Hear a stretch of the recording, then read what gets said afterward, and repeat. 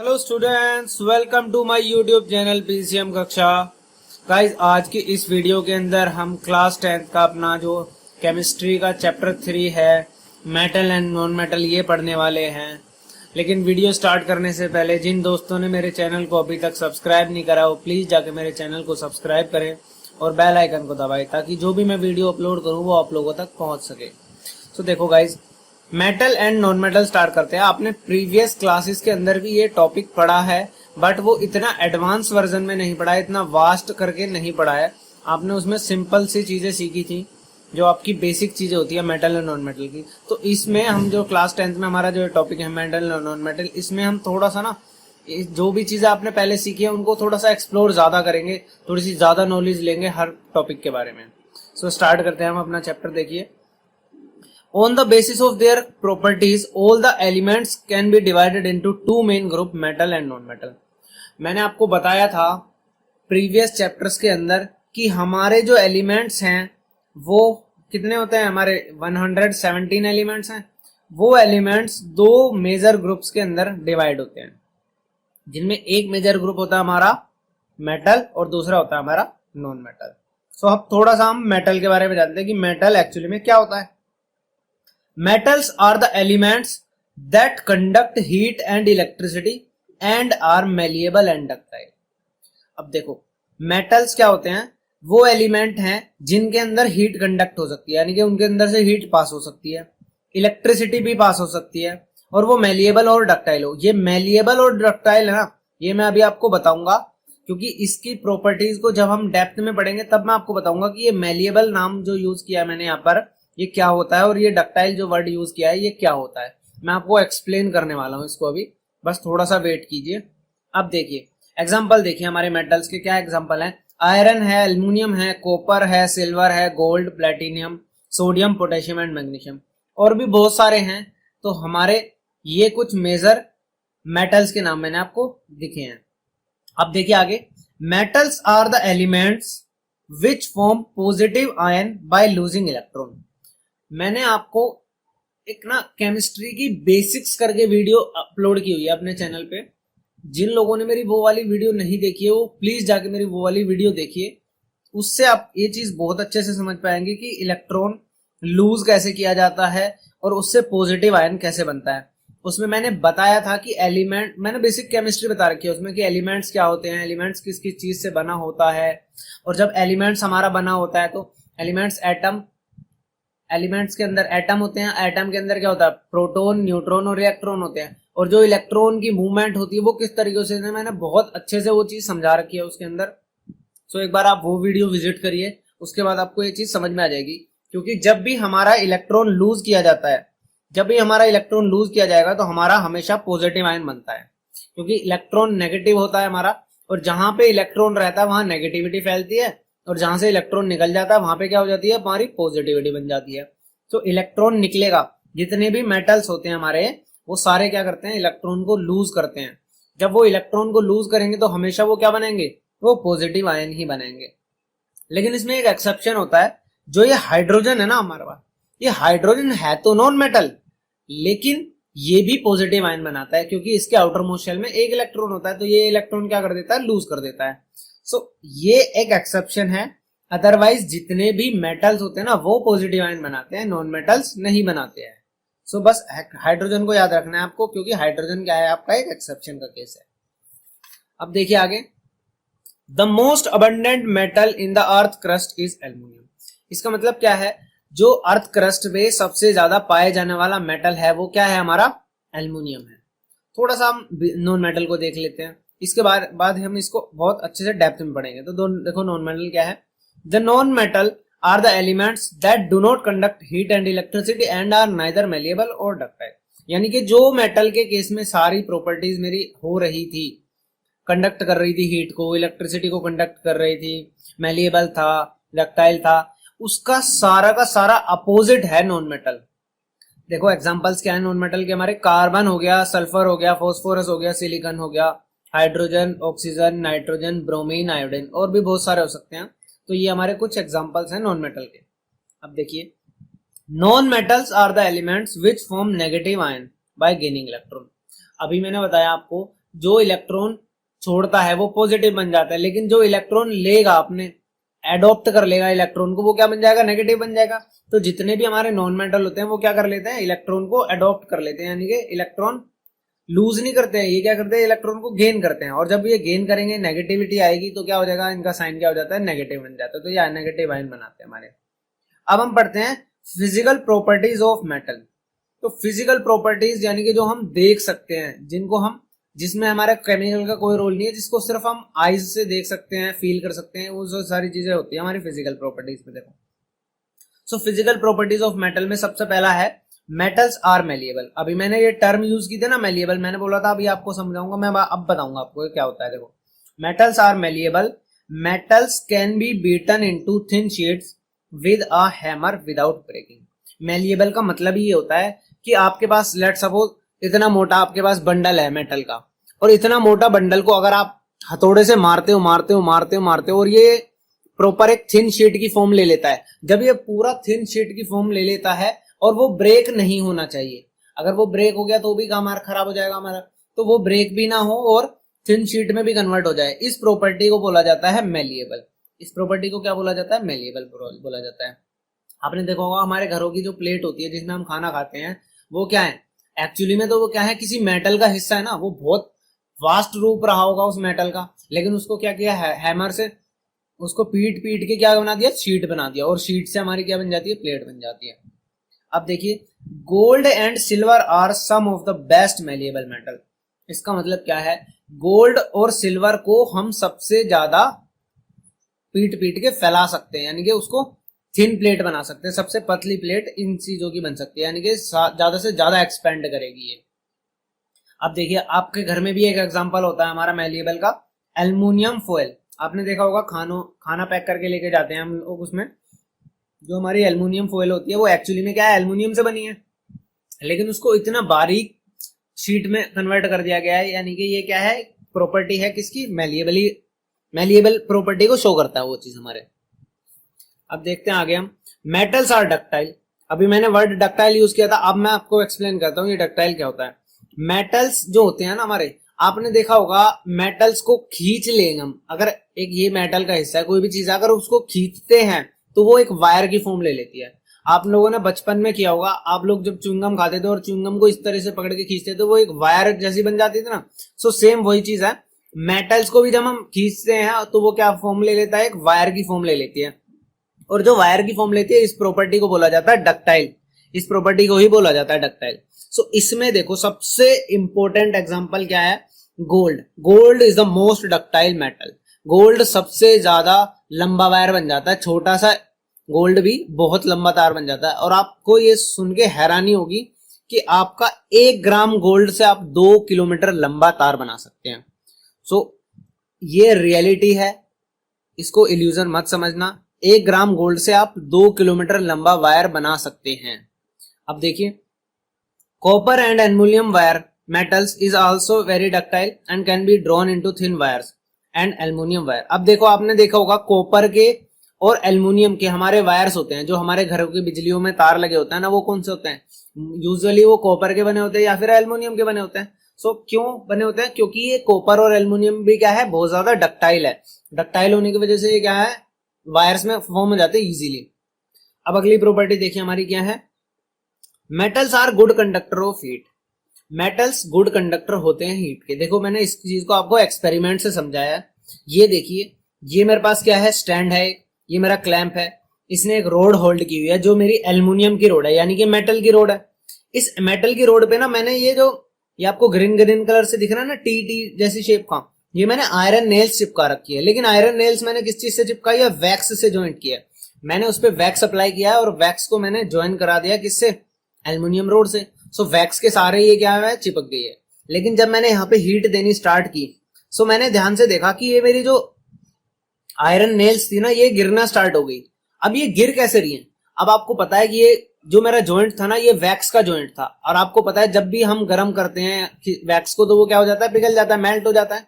सो यहाँ पे मैंने हीट दी और यहाँ की नेल्स गिर रही हैं। इट मीन्स क्या है कि हीट यहाँ से इधर को ट्रांसफर हो रही है। सो गुड कंडक्टर हुआ ना हीट का, यानी कि हीट को ट्रेवल करा रहा है। सो इसलिए ये एग्जांपल से मैंने आपको समझाया कि मेटल्स क्या होते हैं, हमारे गुड कंडक्टर होते हैं हीट के। और इसमें भी जो सिल्वर मेटल है वो सबसे बेस्ट कंडक्टर माना जाता है हीट का। तो सिल्वर मेटल हमारा क्या होता है, बेस्ट कंडक्टर होता है। अब आपने ये चीज तो अपने घरों में भी देखी होगी, हमारे घर में जो कुकर होता है, प्रेशर कुकर होता है, ये सब चीजें मेटल से बनी हुई हैं। आपका खाना पक जाता है तो ये चीजें हमारे घर में भी देखो, the cooking utensils and water boilers etcetera are usually made up of copper और aluminium metals because they are very good conductor of heat. तो ये क्या है, हमारे हीट की प्रॉपर्टी हो गई है कि हीट कंडक्ट करता है मेटल। अब देखो अगली प्रॉपर्टी हमारी, metals are good conductor of electricity. अब देखो इस चीज को हम कैसे करते हैं, ये भी मैंने क्या है एक डायग्राम से आपको समझाया है। ये देखिए, ये मैंने एक सेल लगाई है, इस सेल के अंदर मैंने वायर लिया है ये, और वहां यहाँ पे मैंने बल्ब लगाया। बीच में ना ये जो देखो आपको स्क्वायर शेप की दिख रही है, ये मैंने क्या किया, एल्युमिनियम फॉयल लगा दी। अब अगर ये बल्ब ग्लो कर रहा है, इट मीन्स कि इस सेल से इस बल्ब तक करंट गया है, और करंट का रास्ता क्या था, करंट का रास्ता है तो यही था, और बीच में एल्युमिनियम फॉयल आई है। इट मीन्स कि एल्युमिनियम फॉयल ने अपने अंदर से करंट को आगे पास होने दिया, और अगर वो करंट आगे पास हो रहा है इट मीन्स कि एल्युमिनियम फॉइल्स में से करंट निकल के आगे चला गया। तो इससे हमारे को पता चलता है कि एल्युमिनियम या फिर कोई भी मेटल जो है वो क्या होता है, इलेक्ट्रिसिटी का गुड कंडक्टर होता है। और इसमें भी जो सिल्वर मेटल है हमारा, वो बेस्ट कंडक्टर माना जाता है इलेक्ट्रिसिटी का। ऐसे ही the electric wires are made up of copper and aluminium metals because they are good conductor of electricity. तो कॉपर के और एल्युमिनियम के क्या बनाए जाते हैं, हमारे इलेक्ट्रिक वायर्स बनाए जाते हैं, क्योंकि ये क्या है, बहुत अच्छे कंडक्टर होते हैं हमारे इलेक्ट्रिसिटी के। अब अगला पॉइंट देखिए, metals are lustrous and can be polish. आपने देखा होगा मेटल्स के अंदर ना एक शाइन होती है, उस शाइनिंग प्रॉपर्टी को बोला जाता है लस्ट्रस। तो मेटल हमारे क्या होते हैं, लस्ट्रस होते हैं। Metals are generally shining, example silver and gold. आपने देखा होगा सिल्वर और गोल्ड जो ज्वेलरी यूज करती है हमारे घरों में लेडीज, उनके मेटल्स में क्या होती है, चमक होती है ना, एक शाइन होती है, तो उसी प्रॉपर्टी को लस्ट्रस बोला जाता है। The metals lose their shine after long time because of the formation of the oxide layer on it. आपने देखा होगा जो हमारा आयरन आता है, नया नया लोहा हमारे घर में आता है, तो उसके अंदर क्या होती है, बहुत ज्यादा शाइन होती है, लेकिन कुछ टाइम के बाद उसकी शाइन जो होती है वो कम होती चली जाती है, फिर डल पड़ता चला जाता है। ऐसा क्यों होता है, क्योंकि जो मेटल होता है ना, इसके ऊपर एक ऑक्साइड की लेयर फॉर्म हो जाती है, और जब वो ऑक्साइड की लेयर बन जाती है तो मेटल की जो ओरिजिनल प्रॉपर्टी होती है वो क्या होती है, छिप जाती है। तो इसलिए क्या क्या होता है, धीरे धीरे टाइम के साथ साथ कुछ मेटल्स की प्रॉपर्टी ये जो होती है लस्ट्रस वाली प्रॉपर्टी, ये क्या हो जाती है, डल पड़ जाती है, थोड़ी वीक पड़ जाती है। अब देखिए, metals are generally soft, generally hard, sorry. तो मेटल्स हमारे क्या होते हैं, जनरली हार्ड होते हैं, लेकिन कुछ मेटल क्या होता है, वो एक्सेप्शन होते हैं। तो देखिए, most of the metals are hard, ज्यादातर मेटल हमारे हार्ड है, but sodium and potassium are soft. ये क्या है, सॉफ्ट मेटल है, ये एक्सेप्शन है, और ये इतने सॉफ्ट है कि ये ना आप नाइफ से भी कट कर सकते हो। सो आपके पास क्वेश्चन आ सकता है कि what are the metals which can be cut through knife, तो आपको एग्जांपल आंसर क्या देना, सोडियम या फिर पोटेशियम। अगला देखिए पॉइंट क्या है हमारा, 7th point, metals are strong. Usually क्या होता है, हमारे मेटल्स स्ट्रॉन्ग माने जाते हैं। तो metals are generally strong means they can hold large weight without breaking. आपने देखा होगा लोहे का कोई भी चीज होती है ना, उसके ऊपर हम बहुत सारा सामान भी रख देते हैं, बहुत सारा वेट भी डाल देते हैं, तो वो ब्रेक नहीं होता। सो इस चीज को बोला जाता है स्ट्रेंथ हो गई वो उसकी। तो मेटल्स हमारे स्ट्रॉन्ग होते हैं, लेकिन इसमें भी एक्सेप्शन क्या आ जाएंगे आपके, सोडियम और potassium, but sodium and potassium is exception which are not strong. अगला पॉइंट देखिए, metals are solids at room temperature. तो जो हमारा रूम टेम्परेचर होता है या फिर नॉर्मल जो हमारे जिस टेम्परेचर पे हम जी रहे हैं, उस टेम्परेचर पे हमारे मेटल्स क्या होते हैं, ज्यादातर सॉलिड होते हैं। लेकिन इसमें भी एक एक्सेप्शन है, वो है मरकरी। मरकरी एक मेटल है, बट वो क्या होता है, हमारा लिक्विड होता है रूम टेम्परेचर पे। आपने देखा होगा थर्मामीटर के अंदर जो आपका मरकरी भरा होता है वो क्या होता है, लिक्विड होता है, लेकिन एक्चुअली में वो क्या है, एक मेटल है। तो वो एक एक्सेप्शन हो गया।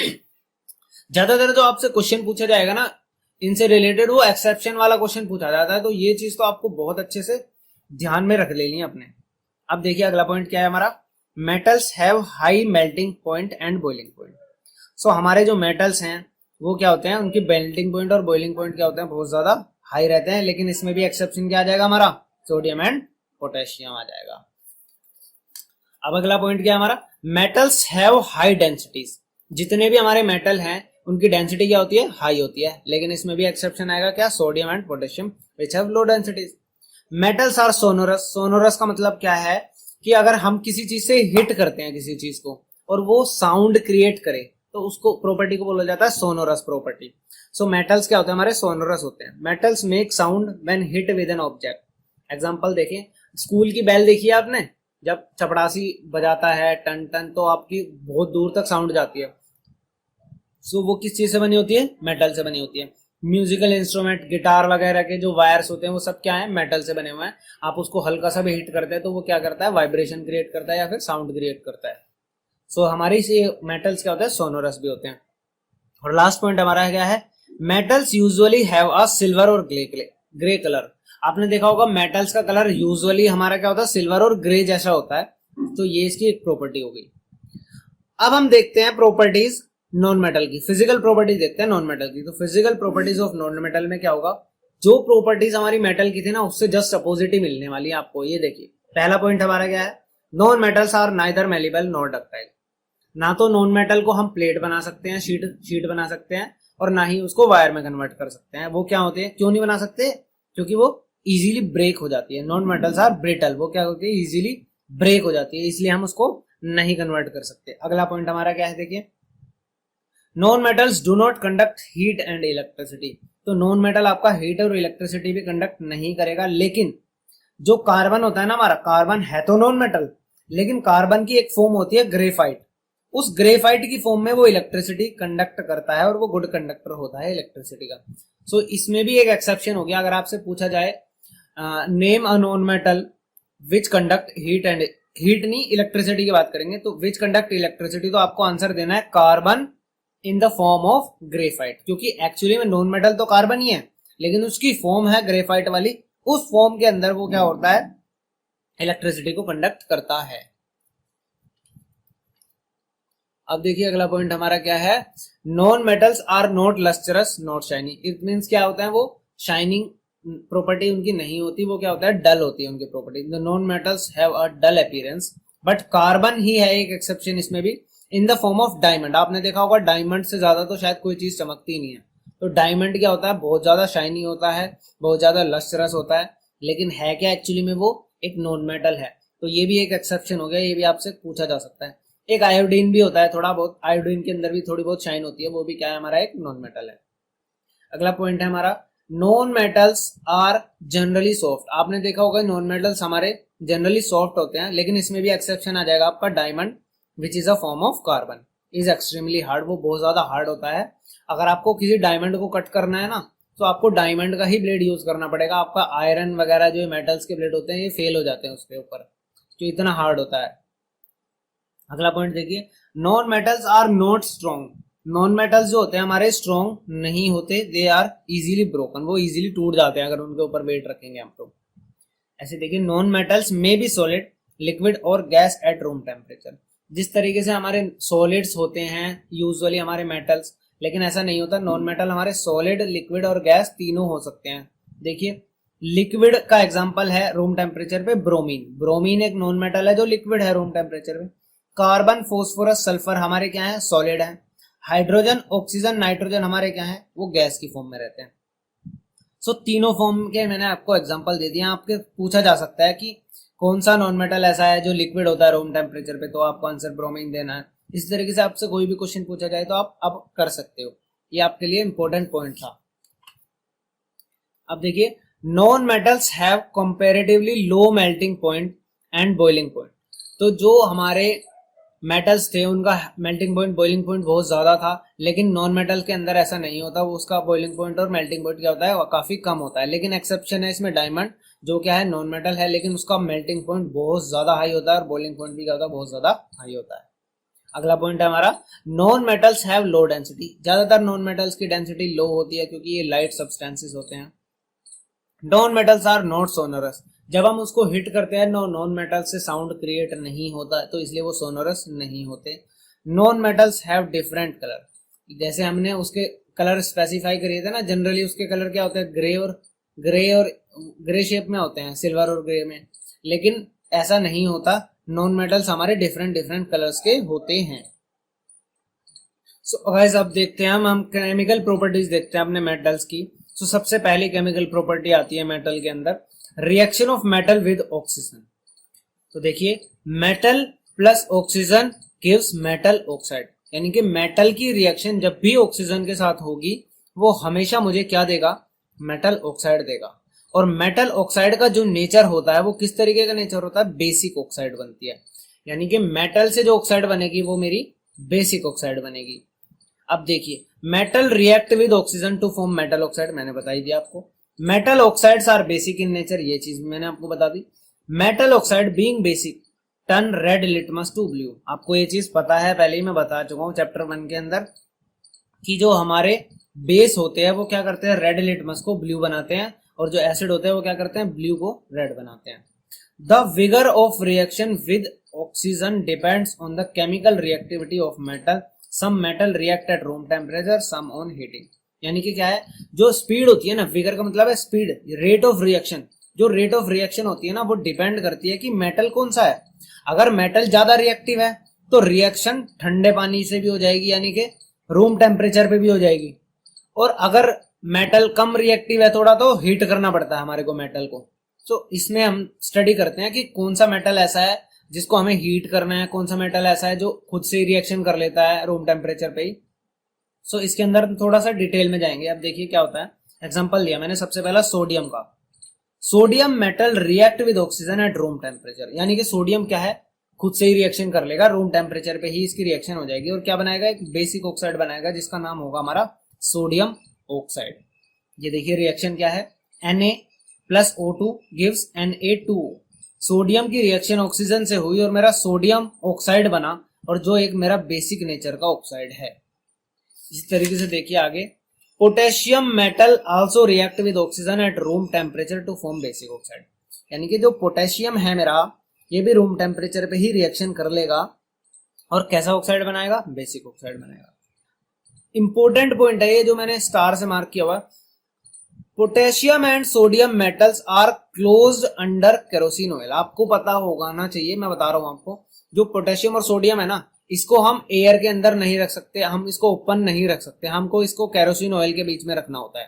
केरोसिन ऑयल के अंदर ही ये कैप्ट किया जाता है। लेकिन ऐसा क्यों है, तो केरोसिन ऑयल को इसके अंदर कैप्ट इसलिए किया जाता है, देखिए potassium and sodium metals are closed under kerosene oil to prevent their reaction with oxygen and moisture and carbon dioxide of air. Sodium and potassium catches fire when exposed to atmosphere. देखिए जब भी sodium और potassium air के या water के contact में आएंगे तो उसके अंदर क्या हो जाती है, एक बहुत रैपिड रिएक्शन होती है, क्योंकि ये सोडियम और पोटेशियम क्या है, बहुत ज्यादा हाईली रिएक्टिव है। जब बहुत ज्यादा हाईली रिएक्टिव होगा आपका, तो वो क्या करेगा, आपका बहुत फास्ट रिएक्शन करता है ऑक्सीजन के साथ या फिर वाटर के साथ, और क्या हो जाती है, जो हमारा मेटल होता है उसके अंदर क्या हो जाती है, आग लग जाती है। सो इसलिए हमेशा इसको क्या रखना होता है, हमारे को एटमॉस्फेयर से एक्सपोज नहीं कराना होता, हमको इसको ना क्या करना होता है, कैद करके रखना, और वो किस में कहता होता है, केरोसिन ऑयल में, ताकि हम मॉइस्चर वगैरह से दूर रख सकते हैं उसको। क्वेश्चन पूछा जाता है कई बार, ये इसको ध्यान से समझ लेना। Most of the metal oxides are insoluble in water but some oxides dissolve in water to form alkali. देखिए इसका मतलब क्या है, जो हमारे ज्यादातर मेटल के ऑक्साइड है ना वो पानी में नहीं घुलते हैं, लेकिन जो घुलते हैं वो क्या बना लेते हैं, एक बेस तैयार कर लेते हैं, उसको एल्कली बोला जाता है।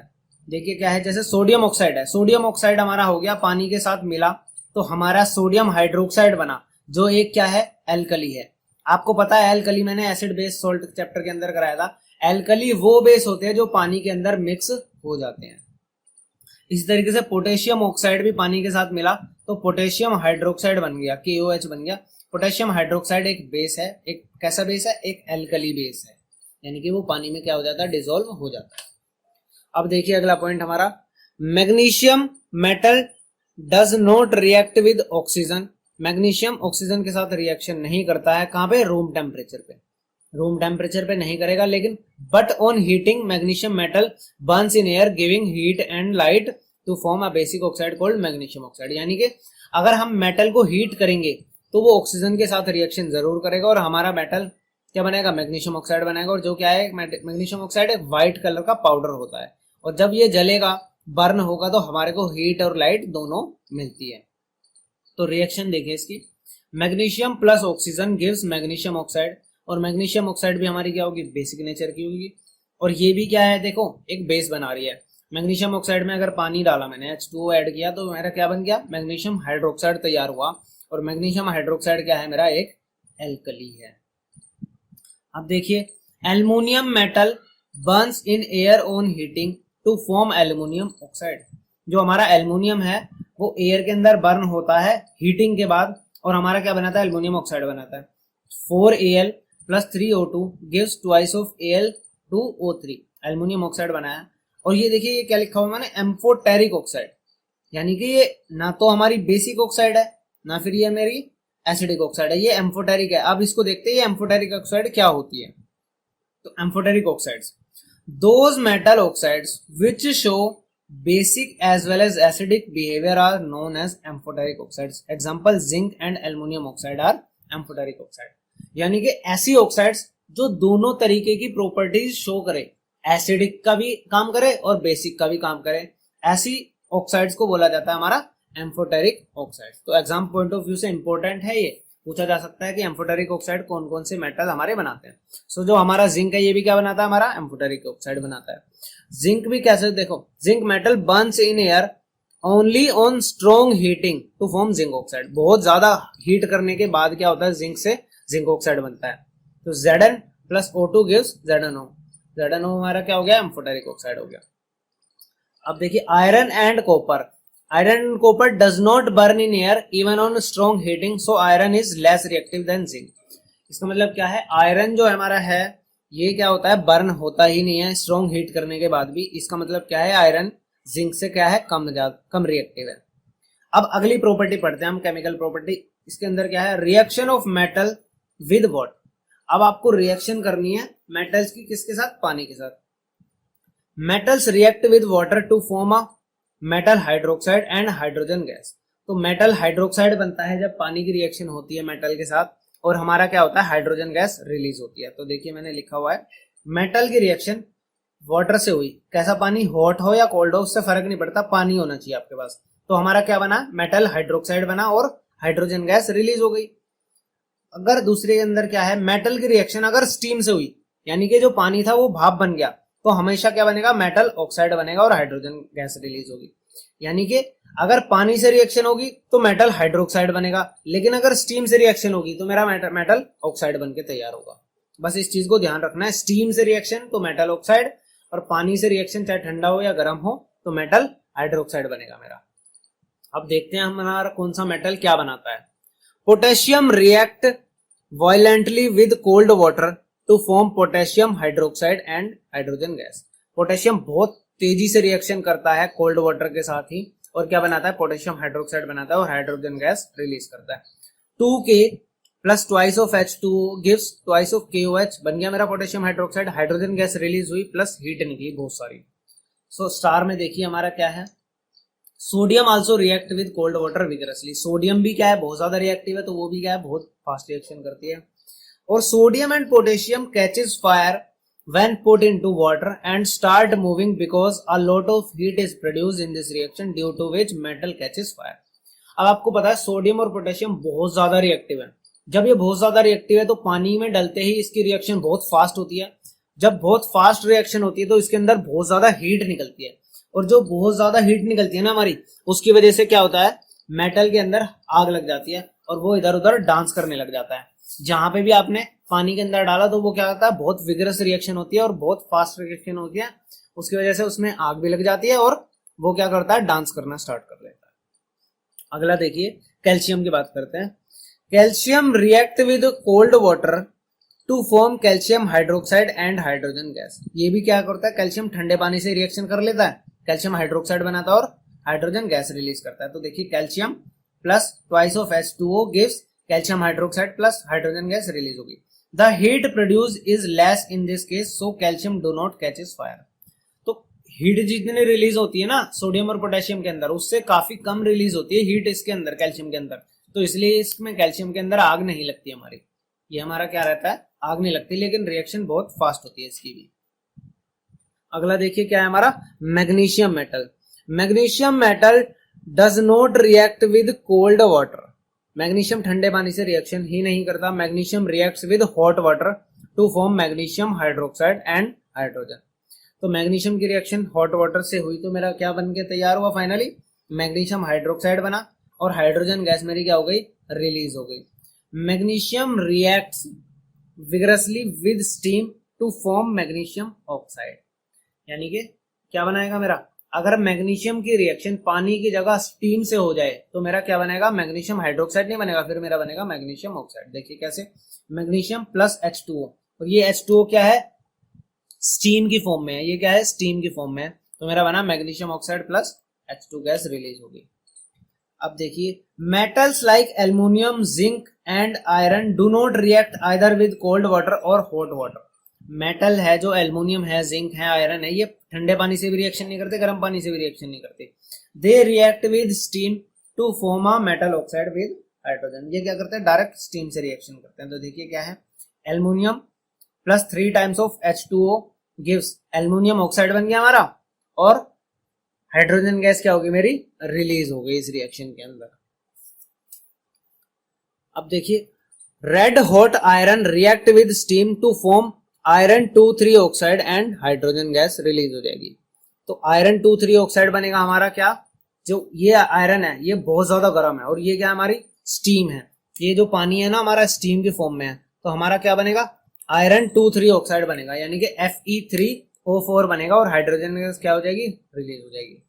अगला प्रॉपर्टी देखिए, reaction of metals with dilute acid, यानी कि डाइल्यूट एसिड के साथ हमारी मेटल की रिएक्शन होगी। तो देखो क्या होता है, metals usually displaces hydrogen from dilute acid, यानी कि आपको बताया हुआ है मैंने, एसिड बेस सोल्ट के अंदर जितने भी हमारे एसिड होते हैं उनके अंदर हाइड्रोजन तो होता ही है, H+ आयन कंसंट्रेशन होती है ना, सो हाइड्रोजन होता है, उस हाइड्रोजन को क्या करता है मेटल डिस्प्लेस कर देता है। तो रिएक्शन देखिए किस तरीके की होगी, मेटल प्लस डाइल्यूट एसिड क्या बनेगा, मेटल का सॉल्ट बन जाएगा, और हाइड्रोजन गैस क्या हो जाएगी, रिलीज हो जाएगी।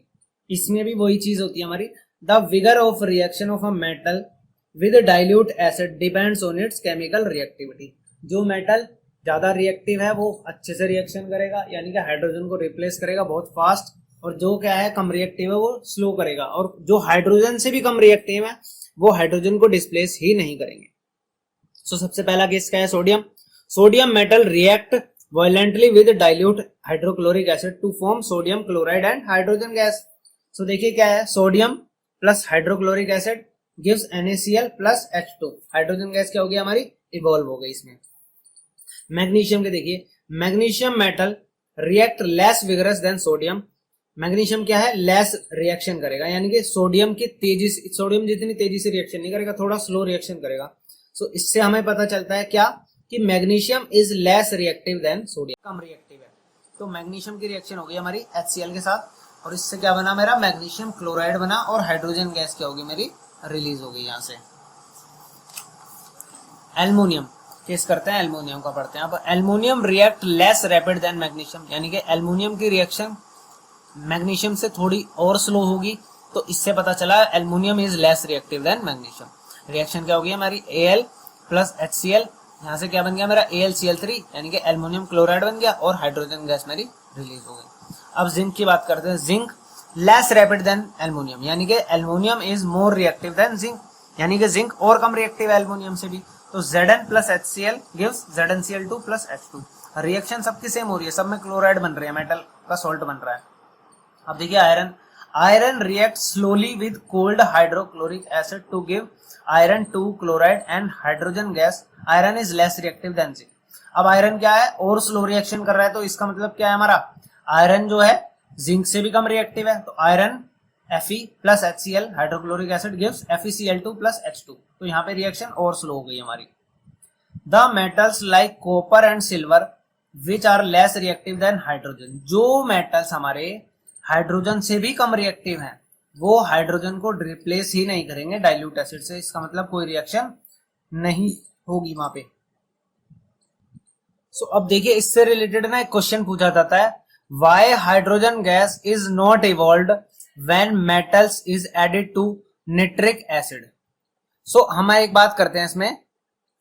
सो अब देखिए इसमें क्वेश्चन में बोला गया है कि हाइड्रोजन गैस क्यों रिलीज नहीं होती जब मेटल को हम निट्रिक एसिड में डालते हैं। अभी मैंने HCl के आपको बहुत सारे एग्जांपल्स दिखाए, सब में हाइड्रोजन गैस रिलीज हो रही थी, निट्रिक एसिड में क्यों रिलीज नहीं हो रही।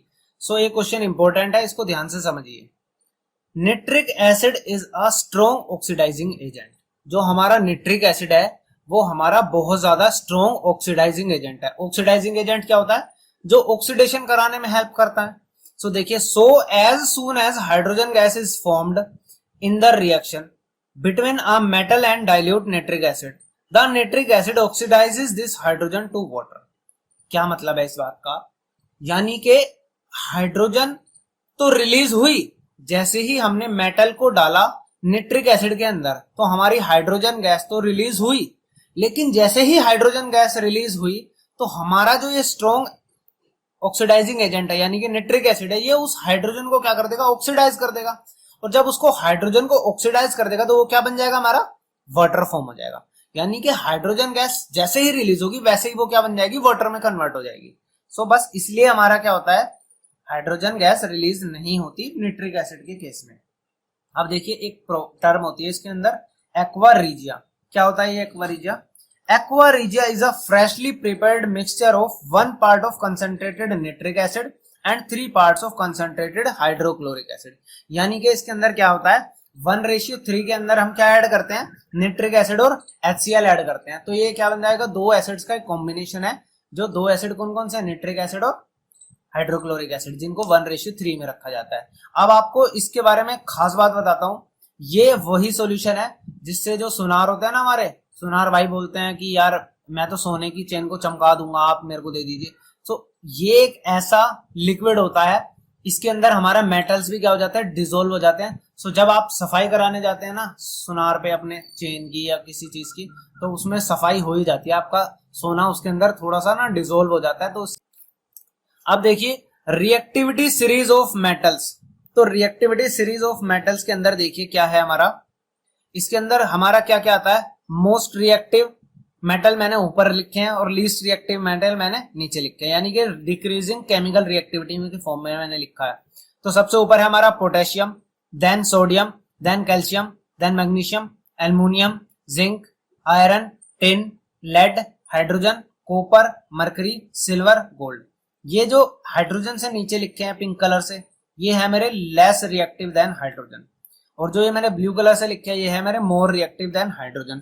और ऊपर वाला सबसे ज्यादा रिएक्टिव, नीचे घटते घटते क्या हो रही है? रिएक्टिविटी कम होती चली जा रही है आपकी। अगली प्रॉपर्टी देखिए हमारी क्या है, reaction of metal with salt solution. तो when a more reactive metal is put in a salt solution, जब आपका मोर रिएक्टिव मेटल एक सोल्ट सॉल्यूशन के अंदर डाला जाएगा जो हमारा क्या है? लेस रिएक्टिव मेटल का सोल्ट है, then the more reactive metal displaces the less reactive metal from its salt solution। ये चीज मैंने आपको चैप्टर 1 के अंदर कराई थी, डिस्प्लेसमेंट रिएक्शन के नाम से, तो वो चीज आपको याद आ गई होगी। सोल्ट सॉल्यूशन ऑफ बी का सोल्ट सॉल्यूशन है, उसके अंदर मेटल ए ऐड हुआ, तो ये क्या बन जाएगा? सोल्ट सॉल्यूशन ऑफ मेटल ए बन जाएगा, और मेटल बी अलग से निकल जाएगा क्योंकि मेटल बी कम रिएक्टिव था किससे? मेटल ए से। एग्जाम्पल देखिए, कॉपर सल्फेट की रिएक्शन जिंक से हुई, जिंक ज्यादा रिएक्टिव है कॉपर से, तो कॉपर को रिप्लेस कर देगा, तो क्या बनाएगा? ZnSO4 बनाएगा और कॉपर अलग से आ जाएगा। तो यहां से पता चला zinc is more reactive than copper. लेकिन अगर उल्टा हो, जिंक सल्फेट था उसके अंदर कॉपर डालूं, कॉपर क्या है? कम रिएक्टिव है जिंक से, तो कोई रिएक्शन नहीं होगी, हमारी नो रिएक्शन आ जाएगा हमारे पास। अगली प्रॉपर्टी देखिए, reaction of metals with chlorine. Metals react with chlorine to form ionic chloride, यानी कि मेटल कभी भी क्लोरीन से रिएक्शन करेगा तो हमेशा क्या बनाएगा? मेटल क्लोराइड बनाएगा। जैसे सोडियम की रिएक्शन अगर क्लोरीन से हो जाए तो क्या बनेगा? सोडियम क्लोराइड बनेगा, ये नमक है जो हम घरों में यूज करते हैं। ऐसे ही कैल्शियम की रिएक्शन अगर क्लोरीन से हो जाएगी तो हमारा क्या बन जाएगा? कैल्शियम क्लोराइड बन जाएगा। Reaction of metals with hydrogen, most of the metals don't combine with hydrogen, only a few reactive metals like sodium and potassium, calcium and magnesium react with hydrogen to form metal hydroxide। ज्यादातर तो combine नहीं करते, लेकिन कुछ combine करते हैं तो वो क्या बनाते हैं? मेटल का हाइड्राइड बनाते हैं। जिसमें एग्जांपल देखिए, when hydrogen gas is passed over heated sodium, जब हीटेड सोडियम के ऊपर हाइड्रोजन गैस पास की जाती है तो क्या बनता है? सोडियम हाइड्राइड बनता है। देखिए कैसे, sodium plus hydrogen gives NaH, यानी कि सोडियम हाइड्राइड। और यहां पर हमारी केमिकल प्रॉपर्टीज खत्म हो जाती है किसकी? मेटल की। और हम chemical properties of non metal अपनी नेक्स्ट वीडियो के अंदर कवर करेंगे। सो गाइस आई होप कि आपको मेरा ये लेक्चर समझ में आया होगा। अगर आपको कोई भी मेरे इस लेक्चर के अंदर डाउट है तो आप मेरे को कमेंट सेक्शन में लिख के जरूर बताइए, और आई होप मेरे वीडियो आपको पसंद आएगी। Thank you so much guys.